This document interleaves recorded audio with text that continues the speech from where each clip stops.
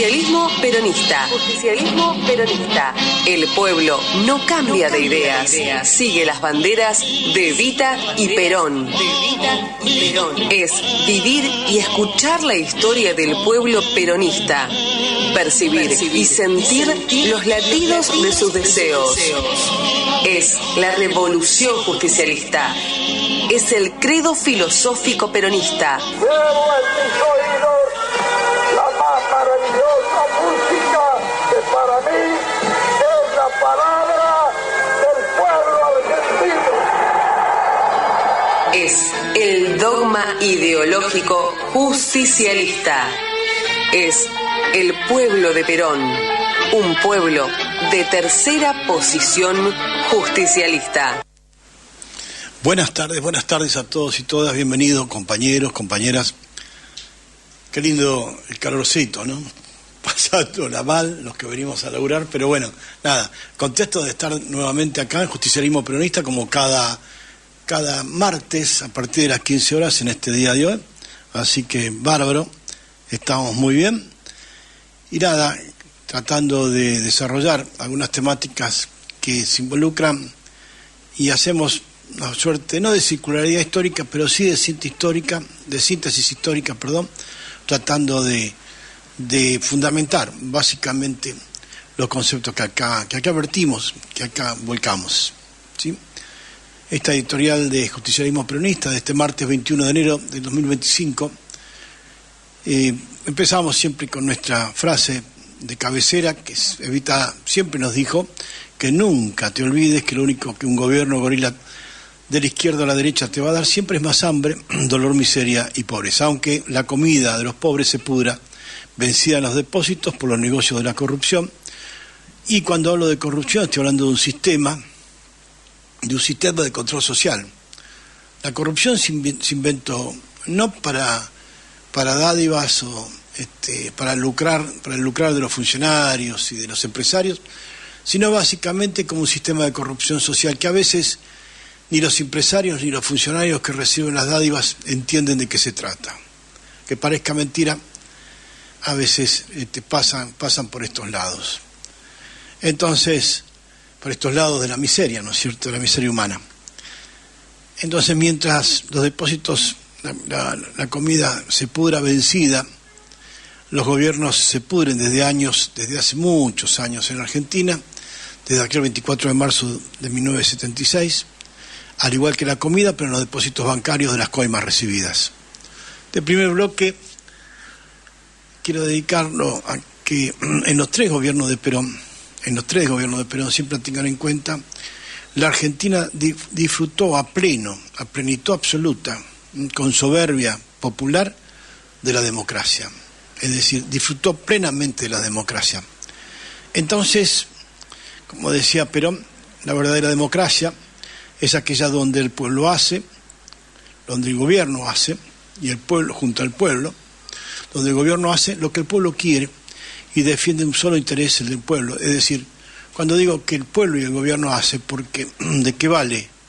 No estamos en una dictadura donde el gobierno hace lo que el pueblo quiere, sino que junto al pueblo y en conjunto, gobernando con el pueblo de manera directa, no indirecta, porque en Suiza a veces hablan, el gobierno suizo es una democracia indirecta, pero cada acto de gobierno que sea trascendente de importancia tiene que ser auditado, plebiscitado con el pueblo, si no, no pueden cometer el acto de gobierno. Y aquí, fíjense que Trump arranca su gobierno el día de hoy firmando más de 200 decretos, consultando a nadie. Aseguro que ya se lo llevaron preso hace rato. Entonces, dígame cuál es la democracia. Digo, los suizos tienen esa. A veces, si vos le preguntás a un suizo cómo se llama el presidente, no tienen ni idea. Pero de lo último que votó en la consulta, en el plebiscito popular, seguro. Y del contenido de lo que votó y de qué se trataba y el desarrollo, también lo tienen claro. No se acordaban del nombre del presidente.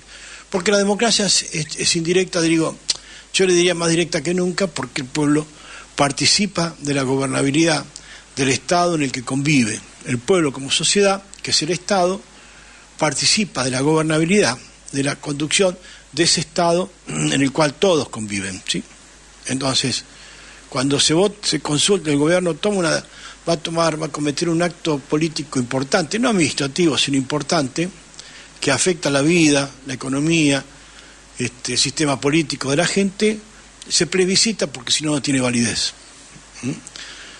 Por eso digo, entonces veamos, como decía Perón, la verdadera democracia es aquella donde el gobierno hace lo que el pueblo quiere y defiende un solo interés del pueblo. Fíjense que los suizos tal vez estén más cerquita de eso que nosotros, ¿no? Los suizos, ¿sí? Entonces veamos que son tan apáticos, tan individualistas. Mentira, parece que no, parece que son una comunidad un poquito más organizada que la nuestra. Entonces veamos la otra cara de la realidad virtual que hoy vivimos. En los últimos 49 años se ha hablado mucho de la verdadera democracia en los gobiernos occidentales.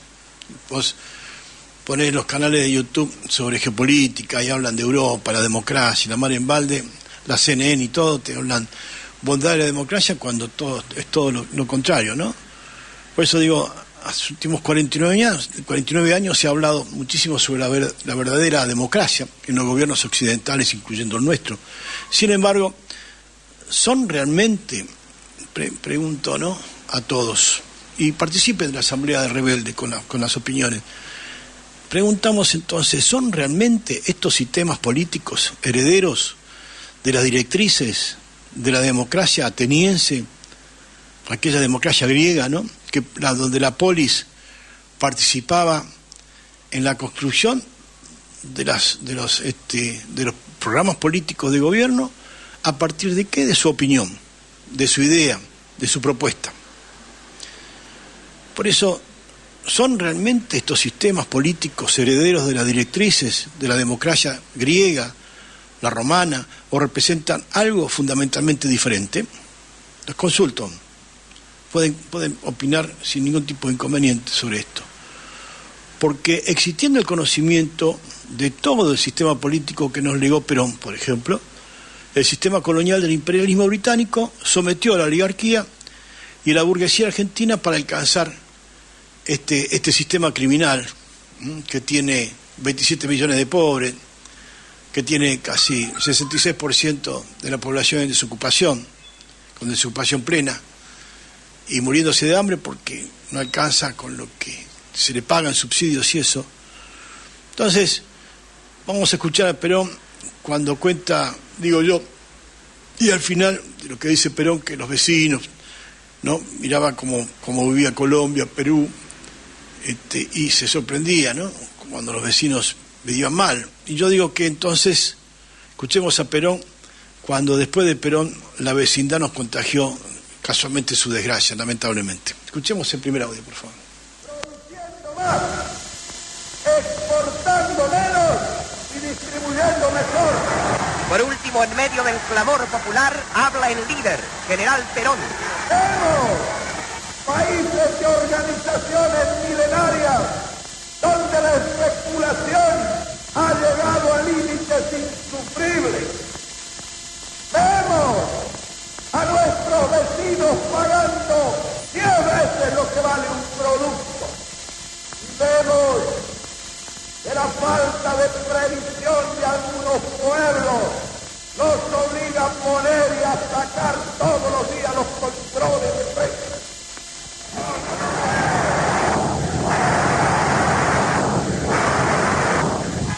Solamente a la especulación y a la distracción de los artículos al mercado.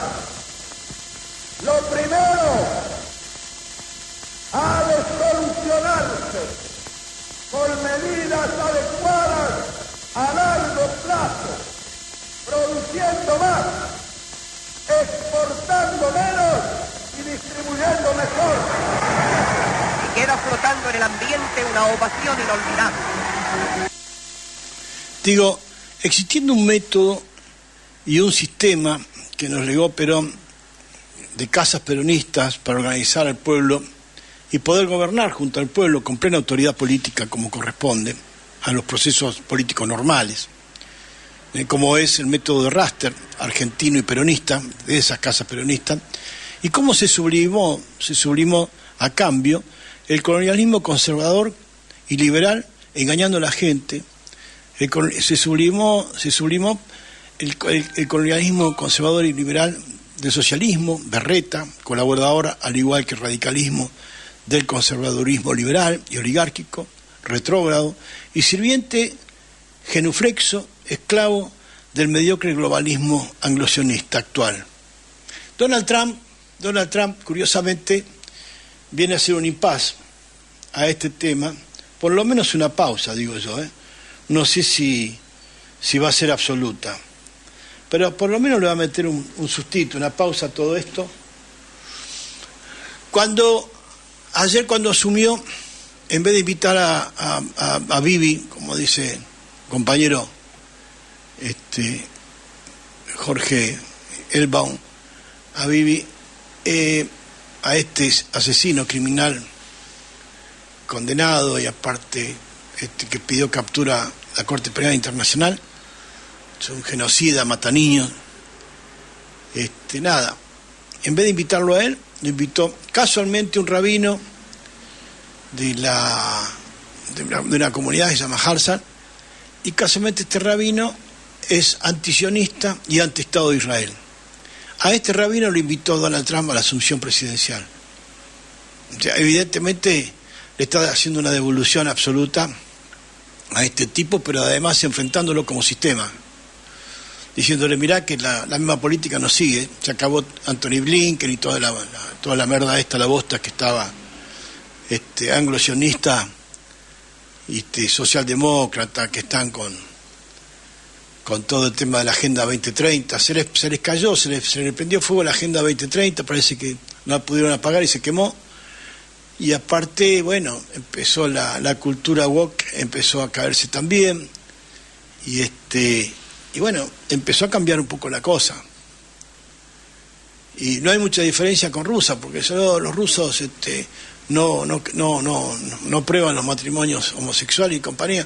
Está bien, pero yo no estoy contra nada de eso, al contrario, cada uno tiene la libertad de vivir y elegir cómo vivir según su criterio, su conciencia, pero a Estados Unidos ayer acaba de anunciar lo mismo, y entonces, pero toda una tendencia política que se cae, se hace pelota, se hizo mierda. Entonces yo pregunto, si ya Donald Trump está diciendo que Netanyahu no le va a dar más pelota a toda la locura de Netanyahu, o sea, le va a cortar los víveres, y Estados Unidos no va a apoyar más las matanzas genocidas, las masacres genocidas de estos tipos en Gaza y compañía, entonces, ¿cómo van a hacer? Porque se les complica el boliche. Se empezó a caer, a bajar la nafta, se están quedando sin nafta para seguir. ¿Ya? Y en lo local, ¿cómo va a ser Milei? Que quedó como jamoncito, como dice la vicepresidenta Villarroel, quedó como jamoncito del medio. ¿Tá? Porque no puede ir para el lado de Netanyahu, porque si no se le acaba se le termina la amistad con Donald Trump, si es que hay, yo creo que no hay nada, por un lado. ¿Sí? Por otro lado, se cae la Agenda 2030, se murió el proyecto socialdemócrata de la cultura woke y compañía, que adoraba a Cristina. O sea, a Cristina también se le cortó la rienda del paracaídas. Entonces, son dos dirigentes, digamos, de la cúpula máxima de la Argentina, que se quedaron sin amiguitos fuera de la Argentina. Pero mal, en lo geopolítico perdieron los dos, con Donald Trump. Por eso digo, ¿qué nos queda? Al examinar las enseñanzas de los filósofos griegos antiguos, especialmente Aristóteles, nosotros peronistas somos aristotélicos y tomistas, encontramos una distinción, más que todo crucial, entre democracia y lo que ellos llaman politeía, que se asemeja más a la idea romana de la res pública, perdón. ¿Sí? Entonces, fíjense que no es el mismo sistema de la democracia griega siquiera, ni siquiera, porque la gente no participa, opta, ahí le tiran 2 boletas, elegí, opta por una o por la otra, pero no elegís nada. Porque en la elección no está el proceso electivo. Si vos no participás de ninguna política que simplemente en tu barrio. Por ahí vos necesitas agua y te mandan lavandina o nafta, qué sé yo. Porque nadie escucha, no hay una presencia política, de construcción política en los barrios. Esta distinción nos obliga a reconsiderar nuestra sociedad. Es decir, los griegos hablaban de la polis y no de la politeía, que se asemejaba más a la idea romana de la res pública. O sea, la suma en pecum, como decía la suma de los demasiados. Esta distinción nos obliga a reconsiderar nuestra comprensión de los sistemas políticos modernos. Aristóteles, por ejemplo, yo veía la democracia pura como una desviación, un sistema que favorecía únicamente a los pobres. Eso es lo que decía Aristóteles. En cambio, promovía la idea de un sistema mixto que combinara elementos democráticos y aristocráticos de una comunidad organizada. Es decir, creía en la armonía de clases y no en la lucha de clases, ¿sí? La armonía de clases por sus artes, o sea, creía en la armonía de clases, pero en función de sus méritos, de sus artes y oficios, y no por condiciones económicas de raza o religión, ¿sí?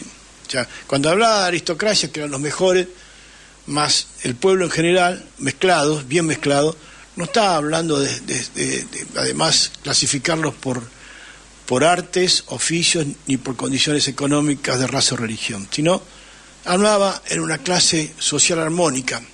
Perón lo definió esto como la clase que trabaja, ¿no? Para crear, digamos, un común denominador en base a su modelo económico, que era trabajo céntrico. Crea una clase social la que trabaja, porque consideraba que era el centro de la economía. No es que lo hacía porque le gustaba filosofar con Aristóteles. Este concepto de gobierno, o sea, le gustaba filosofar con Aristóteles, pero además persiguió un modelo económico, ¿no? De política económica. Este concepto de gobierno equilibrado inspiró a pensadores posteriores como Polibio, también Montesquieu en Francia, y eventualmente influyó también en los padres fundadores de los Estados Unidos, aunque parezca mentira.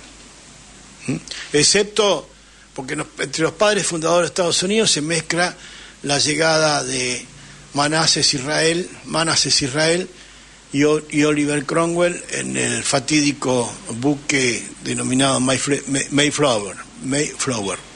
Bueno, ahí llegaron los muchachos que celebraron con los indios, con los dakotas y compañía, el Día de Acción de Gracias, y a los 2 años no quedó un indio vivo. Y ayer, inclusive Donald Trump hablaba de los sacrificios que hicieron los colonos conquistando el oeste. No dejaban un indio vivo, amigo. Esta fue la realidad. La demografía nativa de los Estados Unidos desapareció y sigue extinguiéndose actualmente. Entonces, este concepto de gobierno equilibrado, que inspiró a estos pensadores posteriores como Polibio y Montesquieu, eventualmente influyó también a los padres fundadores de los Estados Unidos, excepto estos personajes que llegaron para hacer desastres, ¿no? Para hacer masacres. Nuestros sistemas actuales, con sus complejos equilibrios de poderes y representación, se parecen más a estas repúblicas mixtas que a la democracia directa de la antigua Grecia, de la antigua Atenas. Incorporan elementos tanto democráticos como oligárquicos, buscando un equilibrio entre los intereses de diferentes grupos sociales. Por eso Perón crea una sola clase social en la que trabaja y un Estado, el Estado dentro del contexto, el contorno de un Estado de justicia social. No un Estado social, sino un Estado de justicia social que es diferente. En donde establece una armonía de clases, donde los intereses del individuo estaban también vinculados al interés general. No corrían por cuerdas separadas. O sea, no se imponía el interés individual sobre el colectivo, por lo tanto, la propiedad privada, o sea, el capital, en vez de estar durmiendo en un plazo fijo, estaba en función social, socializado con el capital para producir riqueza y renta equitativa para todo el mundo, ¿no es cierto? Rentabilidad equitativa para todo el mundo. Por eso ¿En qué se va? ¿De dónde viene eso? Bueno, de los antiguos griegos también, de la polis de los griegos, ¿sí? Pasando por Aristóteles, por Santo Tomás de Aquino, vamos armando el pensamiento de los barrios. Por eso, cuando nosotros hablamos de las casas peronistas, método Raster, también llevamos a la construcción territorial humana, del territorio humano, también esta formulación de armonía de clases y compañía, para partir de la participación de los vecinos, no que lo estén escuchando con los brazos cruzados y después aplaudan. Para eso no hacemos nada, amigo. La gente necesita protagonizar su vida política, pues su vida política es la que le regula qué va a tener como jubilación, qué tiene como salud, qué tiene como trabajo, qué tiene como remuneración, como sueldo. Sin embargo, fíjense ustedes que en la era del capitalismo global debemos preguntarnos nuevamente si nuestros sistemas políticos no se están inclinando peligrosamente hacia el lado oligárquico. Yo diría que ya se inclinaba hace rato, ¿no? Ustedes dirán cómo sigue la película, pero me parece que hace rato, hace más de 48 años, esa balanza se viene inclinando para el lado oligárquico, que no es el lado aristocrático, sino el oligárquico, no para el lado de los mejores, sino para los más brutos, los más bestias, los más ignorantes, pero con plata, ¿sí? La creciente desigualdad económica y la influencia del dinero en la política sugieren que la balanza podría estar desequilibrada desde hace, como digo yo, 49 años. ¿Sí? No podría estar, yo diría, está desequilibrada desde hace 49 años. No han hecho otra cosa que incrementar ese desequilibrio. Es crucial que reconozcamos esta realidad, porque por más que nos esforcemos por restaurar el equilibrio de los antiguos filósofos consideraban tan importante, me parece que si no hacemos el esfuerzo, calle por calle, casa por casa, persona por persona, reunirnos entre los vecinos para dar testimonio, consignar cuál es nuestra propuesta para poder cambiar la realidad, no para debatir como locos, sino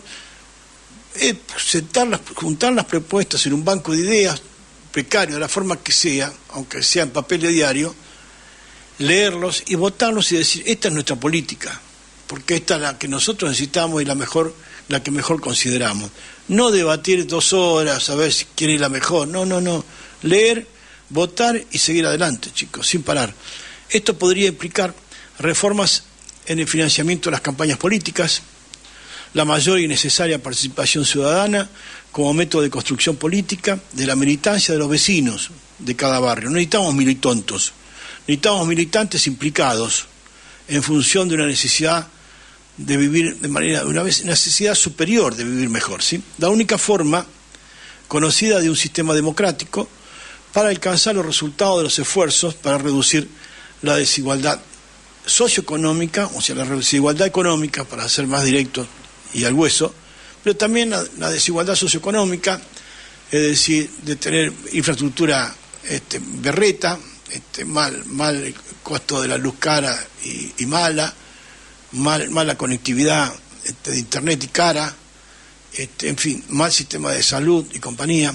Eso es lo que es lo socioeconómico y además lo sociopolítico. Tener sistema de valor o evaluación política que no tiene nada que ver con nuestra vida, con nuestra realidad. En última instancia, diría, el ideal de un gobierno que sirva a todos los ciudadanos, no solo a los ricos o a los pobres, o sea, no solo ni a los ricos ni a los pobres, ¿sí? Sigue siendo, digamos, esta última instancia, un gobierno que sirva para ricos o para pobres. Digo, mejor dicho, sigue siendo tan relevante hoy como lo era en la antigua Grecia. Fíjense la diferencia, los siglos que pasaron. ¿Debemos aspirar a este ideal? Sí. ¿Debemos tener un gobierno comprometido con autoridad política y militancia ciudadana? Sí. Reconociendo que nuestros sistemas, aunque imperfectos, tienen el potencial de evolucionar y mejorar.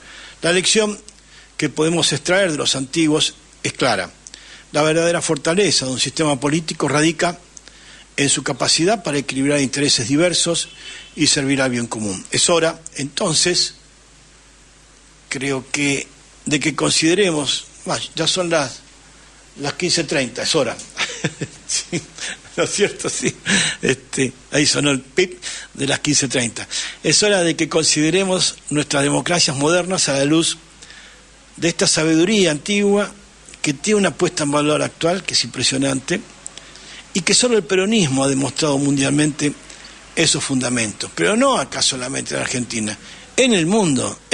Acá ha venido el ideólogo Alexander Dugin a reunirse con los peronistas, se comió el banquinazo de encontrarse con la progresía académica de la Universidad de Lanús y no entendí un carajo, armó la valija y dijo, esto está más loco que yo, así que volvió de vuelta a Rusia, porque de acá la progresía todavía no puede entender de que Rusia tiene una teoría de Estado de tercera posición justicialista, de que China tiene una teoría de Estado, vive entre una teoría de Estado de tercera posición justicialista, si no, no hubieran puesto jamás, no hayan puesto sacado de la pobreza, casi, allá los números son así de este tamaño, casi 678 millones de chinos de clase pobre pasaban a ser clase media, digamos, pasaban a tener poder adquisitivo de consumo pleno, de lo que quieran.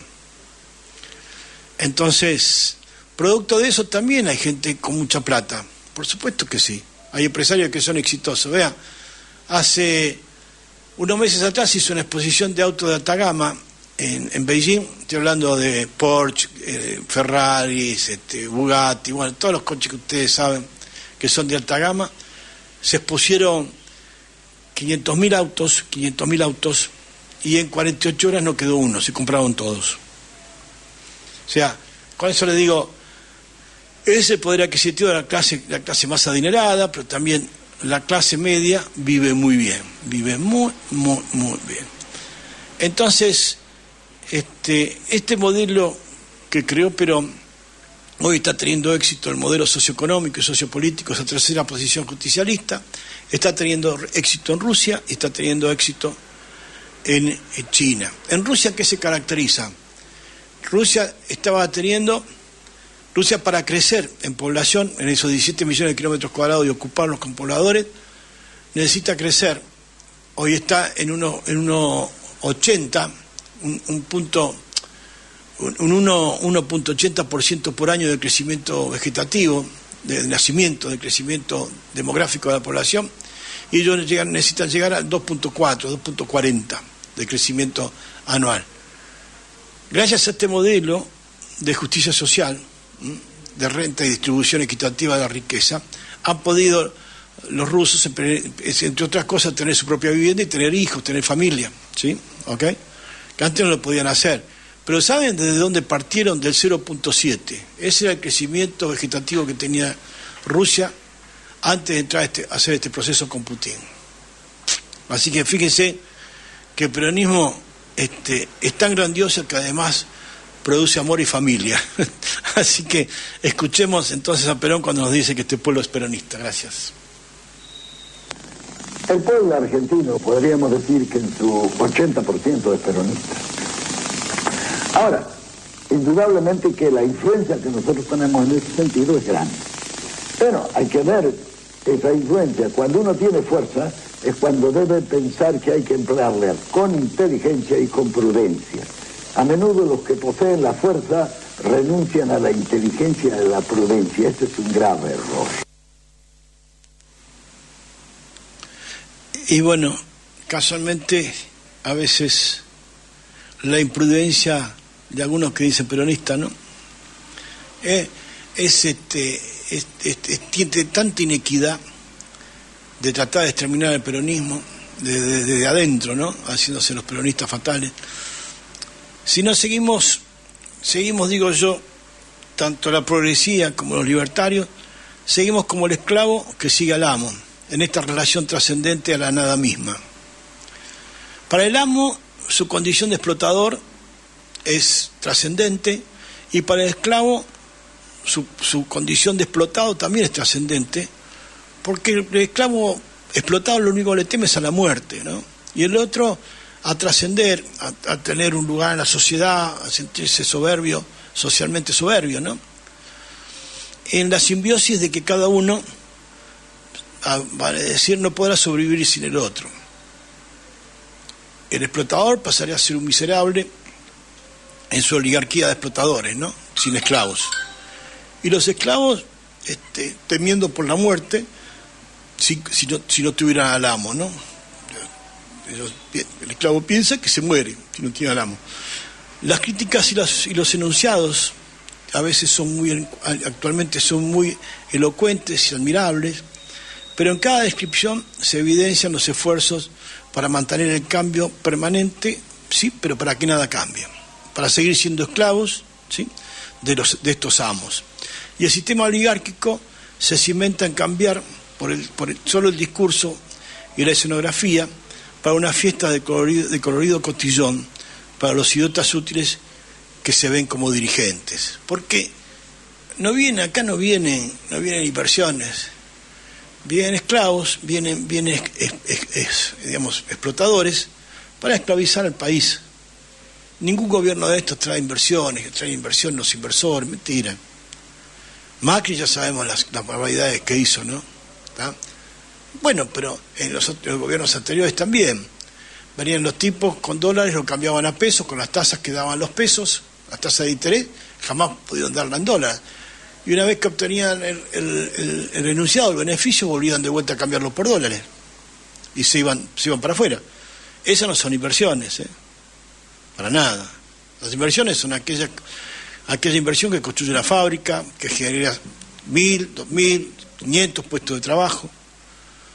Hoy celebramos a esta altura del partido, gracias a todo este esfuerzo de 49 años de inversión en la construcción de idiotas, ¿sí? Hoy celebramos la gran liquidación nacional. El oro fuera, ¿sí?, y el progresismo y los libertarios dentro. Sensacional la fórmula.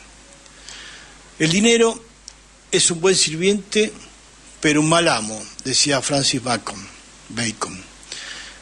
Le digo, queridos compañeros y compañeras, es hora de regocijarnos por las brillantes decisiones de nuestros diris sin gente, no son dirigentes, diris sin gente, el gobierno oficialista y la oposición exitosa, ¿sí?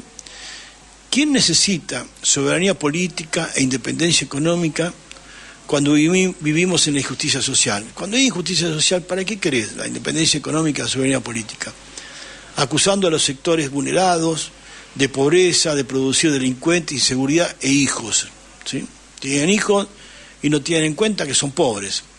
Cuando podemos tener la aprobación de los mercados internacionales, ¿a quién interesa el indigente, la mortalidad infantil de pasar hoy los 2.000 y pico de chicos por año? ¿Sí? ¿A quién le importa cuando tenemos la aprobación de los mercados internacionales?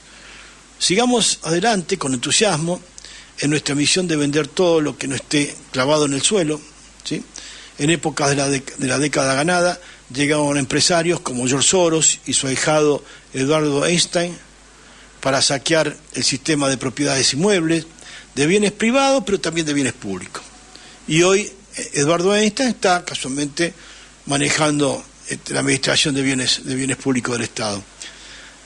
Y el déficit habitacional llegó a su plenitud, y hasta se creó el sistema de préstamos usurarios bien sionista, bien judío sionista, ¿sí?, de los UBA, ¿no?, donde te arrancan la cabeza y perdés la vivienda y la mala en balde. En el 2017 dimos el primer paso a enviar nuestro oro a Londres. ¡Qué visión! Una visión extraordinaria a futuro. ¿Para qué? Digo, nos preguntábamos, lingotes aburridos en nuestras bóvedas cuando pueden estar generando centavos de interés en el extranjero, ¿no?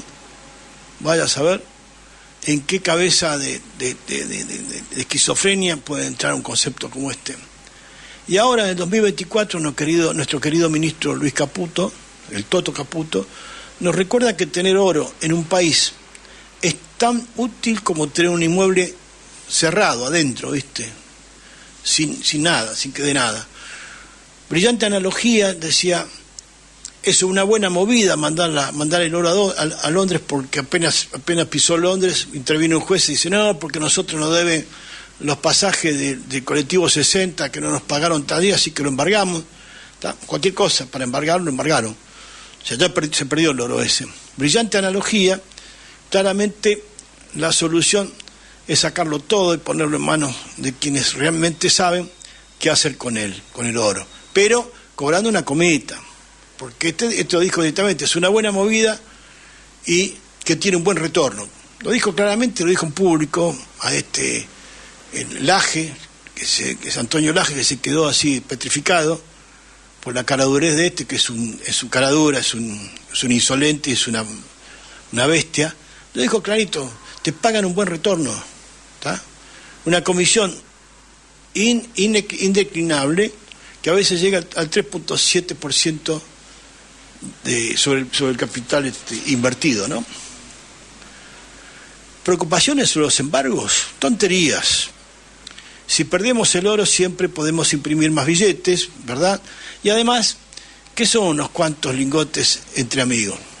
Seguramente nuestros socios benevolentes del norte y de la City de Londres apreciarán este gesto de confianza, ¿no? De que te dejes robar.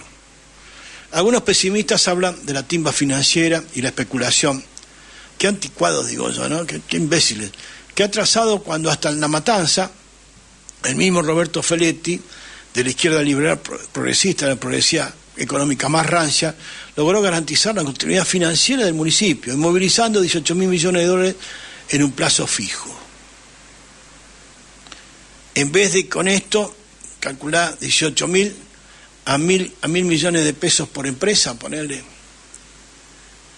hubiera armado a 1.000 millones por empresa, ¿sí? Por lo menos se habría armado 18, tal vez hasta 36, o tal vez 30.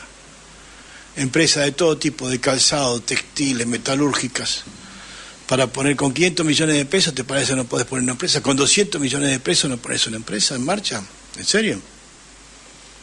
Entonces, ¿cuál es el beneficio de la población de La Matanza?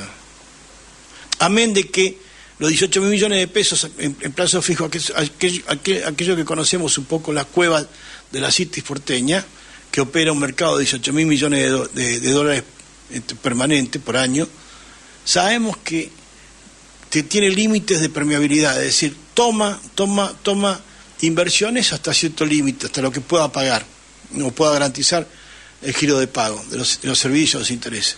Lo que no puede pagar no te lo toma como depósito. Entonces, cuando vos no puedes colocarla, porque no te lo toma, lo que haces, para no perder plata, es depositarlo en plazo fijo. En el caso de este muchacho, esta genialidad que hace Roberto Feletti. Pero entre lo que no vamos a pisar, a adivinar la suerte entre gitanos y a pisar la manguera entre bomberos. Sabemos perfectamente que si no pudiste colocar los últimos 18.000 millones de pesos, porque estás operando entre 50 y 70.000. Y no te dejaron poner todo. Este es el tema, ¿no? A ver, ¿cuáles son los millonarios de La Matanza? Bueno, ya sabemos, son las élites de La Matanza, ¿no? Mirá vos. Así que hoy está como asesor, como secretario administrativo, la vicegobernadora Verónica Magario. Vaya a saber la genialidad de los buenos negocios para la provincia que está generando el Roberto Feletti, el zurdo liberal. Vaya a saber. Así que escuchemos a Evita que nos decía de estos muchachos cuando habla del capitalismo eferaño y los imbéciles endógenos de la Argentina.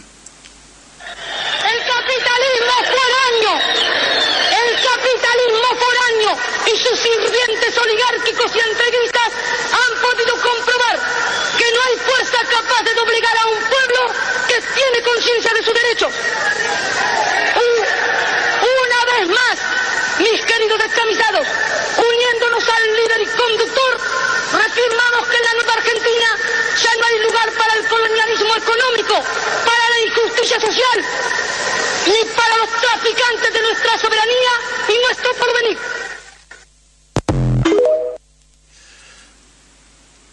Los aguafiestas pesimistas como yo hablan de timba financiera, de especulación, porque no entendemos que la pobreza también genera dividendos en abundancia. Si depositaban en cuentas de plazo fijo, se debe a que el mercado de la City porteña tiene límites de permeabilidad, como decía, para las inversiones municipales. Es decir, en vez de invertir en generar fuente de trabajo para que esa pobreza tenga capacidad de consumo y terminemos con las de nutrición y compañía, no, la colocás en plazo fijo. Es decir, yo soy una aguafiesta que crea una financiera de especulación, ¿no? Y lo que no te toman, lo ponen en plazos fijos renovables. Es decir, esas sumas se supone que operan no menos de 50 a 70 millones de pesos mensuales. Por eso, los anticuados de la industria, como yo, que quieren la industria, la producción y el trabajo, y que sostienen que el consumo produce riqueza, nada más, con empresas privadas o estatales, como quieras, no entendemos que estamos jugando al más alto nivel en el casino global. Porque esta plata que este imbécil pone va a parar a las grandes bancas como Rothschild, Goldman Sachs, ¿sí? Que son las que sostienen los rendimientos que le dan a estos boludos, ¿sí? Los rendimientos, los intereses que le pagan moneditas, centavitos, a cambio de acumular fortunas. Claro, las fichas son nuestras reservas nacionales, pero imaginen los dividendos, ¿no? Que cosechan estos pibes. Ninguno es pobre de estos muchachos. Pero además de ser esclavos, idiotas útiles, obviamente, ¿no? No olvidemos el prestigioso certificado de calidad que obtendremos para nuestro oro. Es como si nos dieran una estrella dorada en la frente, ¿no? ¿Sí? Nos imprimieran una estrella dorada en la frente. Seguro que impresionará a nuestros acreedores, ¿sí? La próxima vez que necesitemos un préstamo de emergencia. En resumen, queridos conciudadanos, compañeros y compañeras, sigamos aplaudiendo estas medidas visionarias, vendamos alegremente nuestros recursos estratégicos. Después de todo, ¿qué es la soberanía económica comparada con la emoción de ser parte del selecto club de naciones, ¿no? De estas naciones forras que confían ciegamente en el mercado internacional? Cuando nuestra presidenta del PJ decía, tenemos un sistema bimonetario en Argentina, el dólar es de curso legal y forzoso. Mentira, pero es funcional al Robertito Feletti y compañía, obviamente pues una bandiña común. Recordemos siempre, no es una venta, es una optimización de activos, como dijo Luis Caputo, y como sostiene Cristina cuando dice que el dólar es moneda oficial. No es una pérdida de control, es una integración global. No podemos vivir aislados, no estamos en el planeta Marte. Y sobre todo, no es una ofrenda a potencias extranjeras. Cuando dijo, mi gobierno es tan bueno que hasta Soros viene a invertir en Argentina. ¿Invertir qué? Es simplemente ¿cuántas industrias abrió Soros en Argentina? Ninguna. Compró el Banco Hipotecario Nacional para que nadie pueda construirse ni siquiera la cucha del perro. Es simplemente nuestra forma, durante el gobierno de Cristina, no nos olvidemos, ¿sí? Es simplemente nuestra forma de demostrar que somos dignos de pertenecer al club de los grandes forros, ¿sí? Adelante con la gran liquidación nacional, porque a fin y al cabo, ¿quién necesita reservas cuando tenga la aprobación de Wall Street? No seamos idiotas, ¿no? El futuro tiene muchos nombres. Para los débiles es lo inalcanzable, para los temerosos lo desconocido, y para los valientes es la oportunidad. Esto lo dijo Víctor Hugo, gran autor francés, ¿sí? Conocido mundialmente, ¿no es cierto? Sí. Así que vamos a escuchar un poquito unas palabras de Francisco cuando nos habla de esto. De una verdad, un reclamo justo o una locura. Entonces hay que resolver esa verdad, ese reclamo justo o esa chifladura. Pero siempre con el diálogo.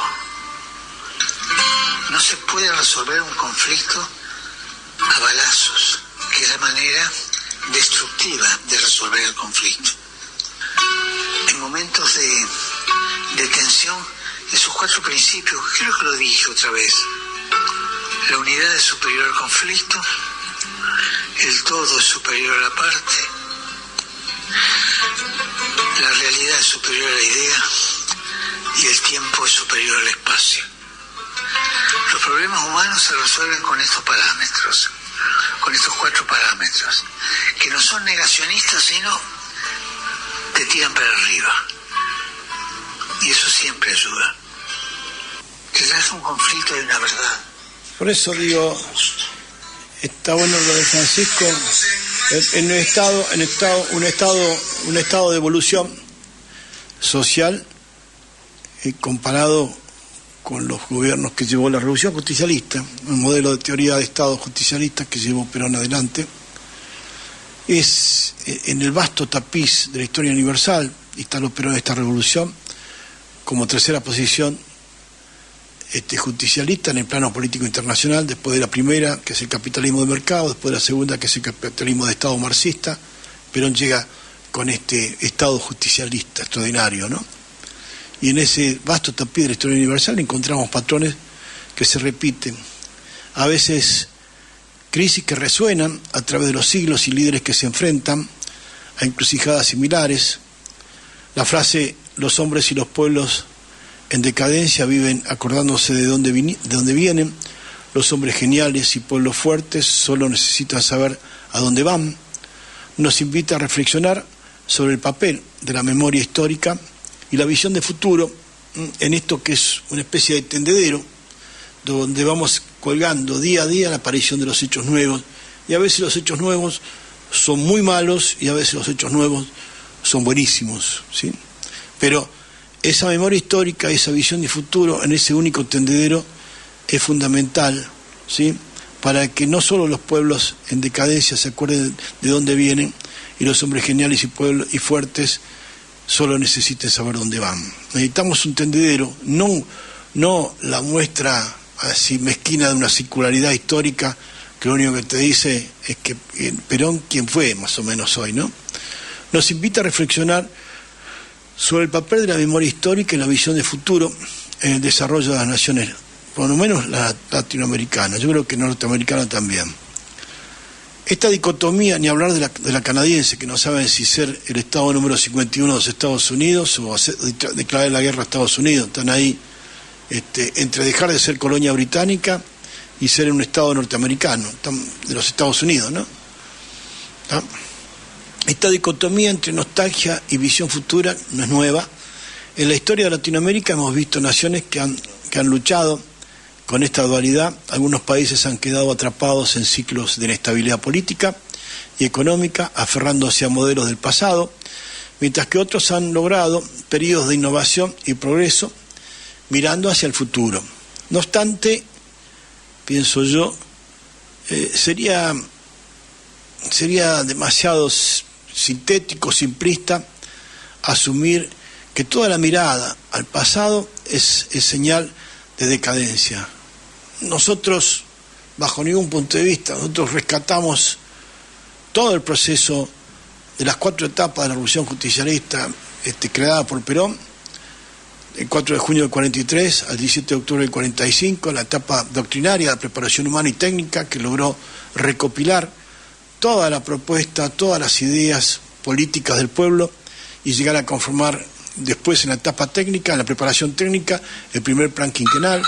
Por lo tanto, esa experiencia es maravillosa, única en el mundo, observada y que vino a buscar más de uno, entre ellos el expresidente Barack Obama de los Estados Unidos, vino a buscarla acá, ¿sí? Por más que los periodistas que tenemos, que son tan extraordinarios investigadores, nunca descubrieron la huella. Por eso digo, no sería simplista asumir que toda mirada al pasado es señal de decadencia. La Revolución Mexicana, por ejemplo, encontró inspiración en las tradiciones indígenas, ¿sí? Y en la historia colonial para lograr una nueva identidad nacional, teniendo en cuenta de que México no sufrió imperialismo, sino que se convirtió en parte del imperio español.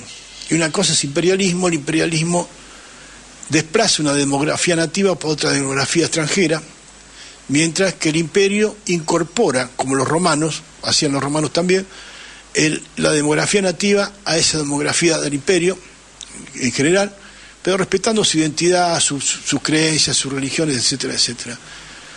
Eso le pasó a México con la conquista española. Formaron parte del imperio, ¿sí? Por eso teníamos virreinatos en las conquistas españolas. No venía uno y masacraba a todo el mundo y imponía un gobierno de otra naturaleza, ¿no? Con otro lenguaje y compañía. Por eso la Revolución Mexicana, por ejemplo, encontró, con Pancho Villa, pues sí, cuando evolucionó, encontró inspiración en las tradiciones indígenas y en la historia colonial hispanoamericana para forjar su identidad mexicana, esa nueva identidad nacional, e impulsar reformas sociales. Del mismo modo, el movimiento indigenista en países andinos se nutrió de las raíces precolombinas para crear nuevas expresiones culturales y también las reformas coloniales, ¿sí?, para poder incorporar esa raza de mestizaje perfecto, ¿no?, para crear nuevas expresiones culturales y políticas. La clave parece residir en cómo se utiliza el conocimiento histórico.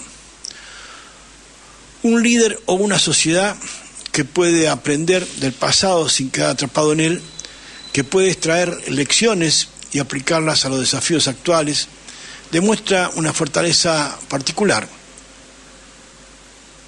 En la actualidad, en el contorno argentino y en el contexto actual geopolítico mundial, donde enfrentamos desafíos globales sin precedentes como el cambio climático, las pandemias como el COVID, ¿sí?, si alguno tiene duda, bueno, no sé, y la disrupción tecnológica que hoy llega a la inteligencia artificial, la capacidad de nuestros líderes para aprender de la historia se vuelve crucial, y si no aprenden de la historia, no tenemos conducción política. ¿Pueden nuestros dirigentes emular la visión, por ejemplo, de un Pepe Mujica, que combinó la simplicidad de lo ideológico con los valores tradicionales, con políticas progresistas en Uruguay, o la audacia de un Lázaro Cárdenas en México, que supo nacionalizar los recursos naturales del petróleo, de la agricultura de México, sin alienar completamente a las potencias extranjeras? Sin duda, Lázaro Cárdenas Ríos, ¿sí?, sin duda, yo he dado una charla incluso sobre Lázaro Cárdenas, es interesante. La duda si nuestra clase dirigente posee las cualidades necesarias para aprender de la historia es relevante y urgente. La historia nos muestra, de hecho, me han obsequiado un libro, una colección de fotos de Lázaro Cárdenas que la tengo en casa, que es hermosa. Tuve el honor de dar a veces una conferencia sobre Lázaro Cárdenas, inclusive en México, en el DF, aunque parezca mentira. Y muchos mexicanos no sabían, no tenían los datos que yo llevé después de trabajar casi un mes y pico en formular esa conferencia, ¿no? Apasionante, desde luego apasionante. Nuestra revolución social empezó en Haití en 1887. No quedó nada, obviamente. Mataron hasta el territorio, no quedó nada. Y ahora van por Panamá para borrar la huella de Omar Torrijos y compañía. Por eso la historia es un tendedero que nosotros no podemos dejar que se caiga se pierda ningún broche y ninguna prenda. La duda es si nuestra clase dirigente posee las cualidades necesarias para aprender de la historia relevante, que es relevante y urgente, ¿no? Porque sin historia, compañeras, no sabemos a dónde venimos ni para dónde vamos. La historia nos muestra, por eso la formación que nosotros damos en los territorios, con las casas peronistas, cuando hablamos con este método, tiene 3 áreas fundamentales, que es historia, credo y dogma, y por último método de sistema. Y el método de sistema es el de raster, la rasterización del territorio. La historia nos muestra que los líderes más efectivos son aquellos que pueden sintetizar las lecciones del pasado con una visión clara, proyectada hacia el futuro. ¿Se entiende, no? Sintetizo el pasado, no en la circularidad de los boludos que aparecen en televisión, sintetizo el pasado con profundidad para obtener una conclusión concreta que me permita describir brevemente, como síntesis, todo ese proceso histórico y las conclusiones, los alcances, los resultados, ¿sí?, para poder tener una visión del futuro más clara, para saber dónde apunto con el timón del barco, ¿sí? Figuras como Getúlio Vargas en Brasil o Juan Domingo Perón en Argentina demostraron esta capacidad en diferentes grados, guiando a sus naciones a través de transformaciones significativas. Fulgencio Getúlio Vargas modernizó Brasil y estableció importantes derechos laborales, mientras que Perón implementó políticas de justicia social y de desarrollo industrial, aunque ambos también fueron criticados por las tendencias autoritarias y populistas. Yo digo que Getúlio Vargas, que fue suicidado por los servicios de inteligencia británicos y norteamericanos, fue suicidado, asumió su vicepresidente, João Cafefilo, que fue uno de los dos presidentes que vino a buscar a Perón, a transbordarlo a un hidroavión que aterrizó en la rada del puerto de Buenos Aires para transbordarlo de la cañonera Paraguay al hidroavión y llevárselo de acá a la Argentina, habiendo sido herido además en una pierna, el gemelo de la pierna derecha. João Cafefilo, porque había comenzado la integración de los Estados Unidos de América del Sur con la fórmula del ABC, Argentina, Brasil, Chile, y estaban estos chicos, José Ibáñez del Campo, de Chile, Fulgencio Getúlio Vargas y Juan Domingo Perón, estaban jugando ese proyecto, estaban jugando ese proceso, nada más y nada menos. Por eso digo, Vargas modernizó Brasil en lo ideológico, en lo doctrinario, estableció importantes derechos laborales, por eso armó el Partido Trabalhista, también el modelo político de política económica brasilero, centrado en el trabajo, porque todos sabían que el consumo produce riqueza, aún en Brasil, aunque ambos también fueron criticados por las tendencias autoritarias y populistas, las tendencias del capitalismo de mercado liberal o libertario y las tendencias del capitalismo de Estado marxista, ¿sí? Estas figuras latinoamericanas, cada una en su contexto histórico específico, representan ejemplos de líderes que intentaron equilibrar las tradiciones y necesidades de sus países con una visión de progreso y desarrollo, aunque es importante reconocer que sus legados son complejos y siguen siendo objeto de debate, de comprendizaje, de poder comprender, porque esto de escuchar para responder y no escuchar para comprender sigue siendo la vulgaridad mediocre de los circundantes, ¿no? Por eso el debate, ¿para qué sirve si nadie escucha? En conclusión, y comprende menos. En conclusión, la dialéctica entre pasado y futuro, digo, entre memoria y visión, verdad, memoria y justicia, nos llenamos la boca, pero nunca extendemos el brazo más allá para entender cuál es el tendedero, dónde arrancó. No es un juego de suma cero, es decir, no es una suma de ceros que da cero siempre. Las naciones y los líderes más exitosos en Latinoamérica han sido aquellos que lograron un equilibrio y lograron que en lugar de llegar a esa suma de ceros que da cero siempre, lleguemos a que los vecinos, militando, aporten sus mejores ideas, sus mejores propuestas para organizar y llevar adelante la conquista de un proceso político. Ese es el desafío, que militen los vecinos, organizados como corresponde, sin estupideces, y llevando concretamente Doña María, el pibe ese de 15 años que tiene ideas fantásticas, que lleven sus propuestas, ¿sí?, para que sean leídas, no polemizadas, sino leídas y votadas, por importancia, para ver cuál es la primera y la 12ª, o sea, la número 20, en ese orden de necesidades, utilizando el conocimiento histórico como una brújula para navegar hacia el futuro, hacia un futuro próspero, no miserable, un futuro sin respuesta, un futuro, una sensación de ausencia de futuro que condena a los pibes de 14 años, como vi el otro día, un chiquito con 2 tiros de 16 años, tratando de jadear para poder seguir respirando y no morir. Sí, se murió. ¿De qué vale? ¿De qué vale tanto verso, no?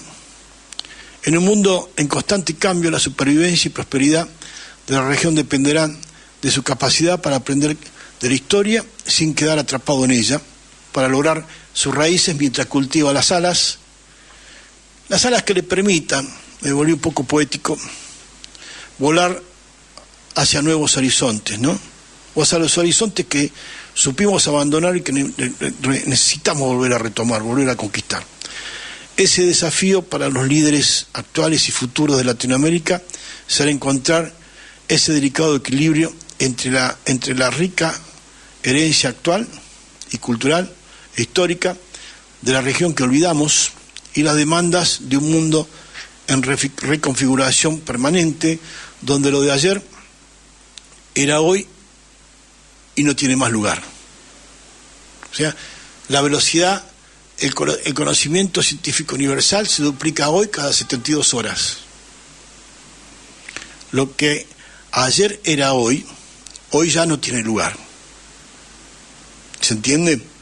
Entonces, no podemos seguir con esquemas del siglo, de la década del 80 para poder comprender comunicándonos hoy.